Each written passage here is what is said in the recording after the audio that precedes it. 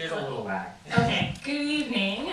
Thank you, first of all, for the museum for hosting this. Tonight is the official launch of Immigrant Heritage Week. It's April 17th, which is the date when the most immigrants pass through Ellis Island.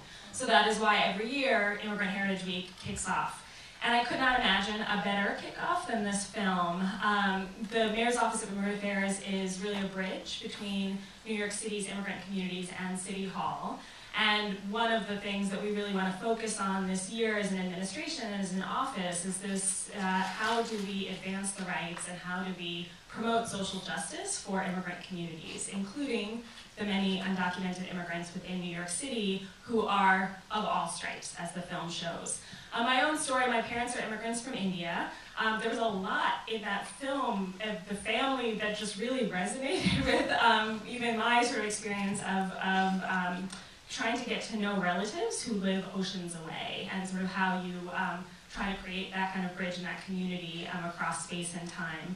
And you know, my commitment to social justice comes from a long tradition of my parents being involved with the Indian freedom struggle, and that continues to this day. And so that's a little bit about why I'm here and who we are and why we're here today. My name is Paola Mendoza, and a few years ago I directed and wrote a film called Entre Nos, a fiction film that was inspired by my mother's story. And it tells the story of a family coming to the United States, a Colombian family, to be the mom and the two children be reunited with a father that came a few months beforehand. And after they are reunited, the father abandons the family. So it's essentially the struggle of the mom and the two children. I just saw this film with all of you here for the first time. I had been hearing about it, and Jose and I have been in contact over the years about it. So I might be a little emotional. I'll start there because I think it was a beautiful film and so touching. But I just want to say one story. After Entre Nos, I remember reading the New York Times Magazine article about Jose, and I was in my apartment, and I was riveted. I couldn't believe it when I was reading the story. The bravery that he had to do what he did. And I came out and I told my partner, I said, Michael, like, this guy's amazing. I gotta meet this guy.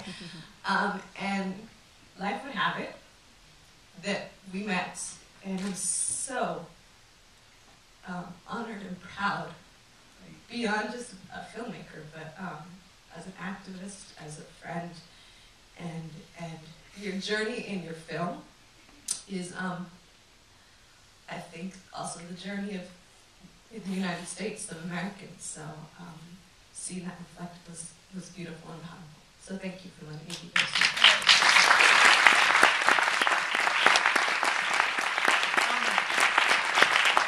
If you haven't already, you can Google Entre Nos. I think it's on iTunes. I think I remember Netflix, because I remember it's on Netflix. So please check it out. I was just telling Paula, there are really three films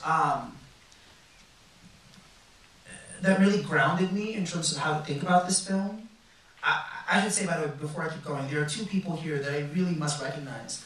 Lara Drazen, can you wave, please? Lara, there's Maria, Tracy.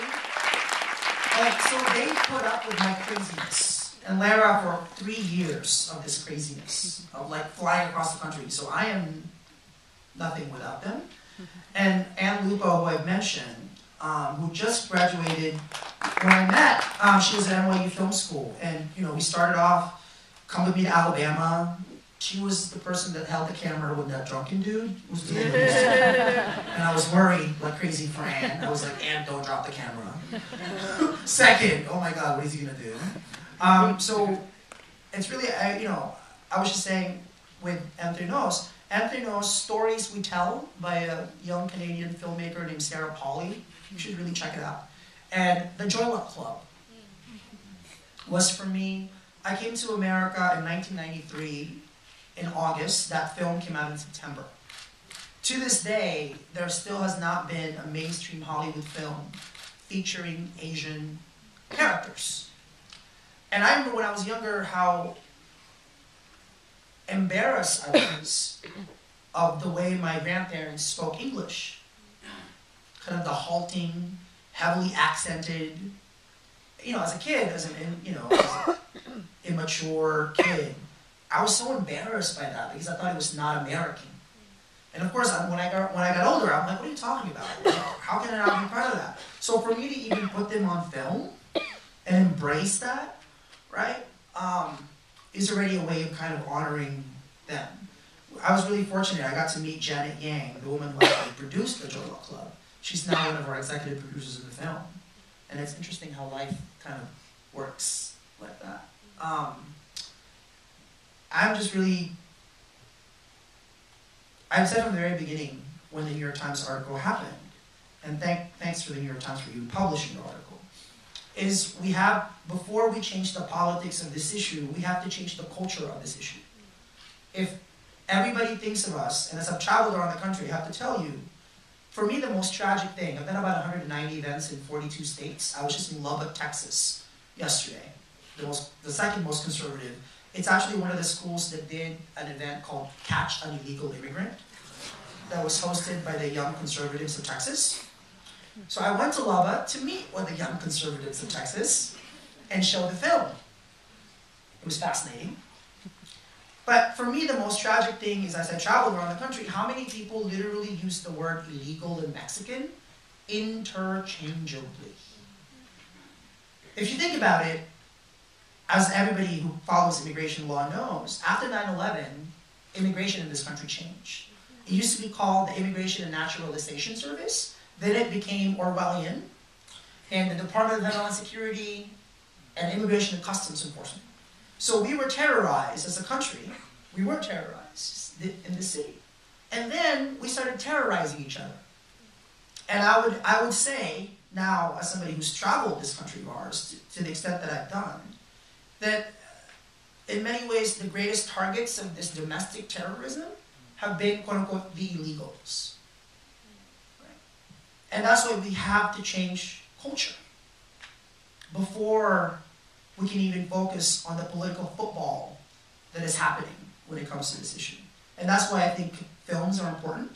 That's why culture and art is important. That's why Paola made something like Entry Notes, and that's why I think this film, there's actually a documentary right now that's being made on Angie Rivera. We need more of these stories. It's only one story. This is only one story. So I'm just really privileged to be able to do this.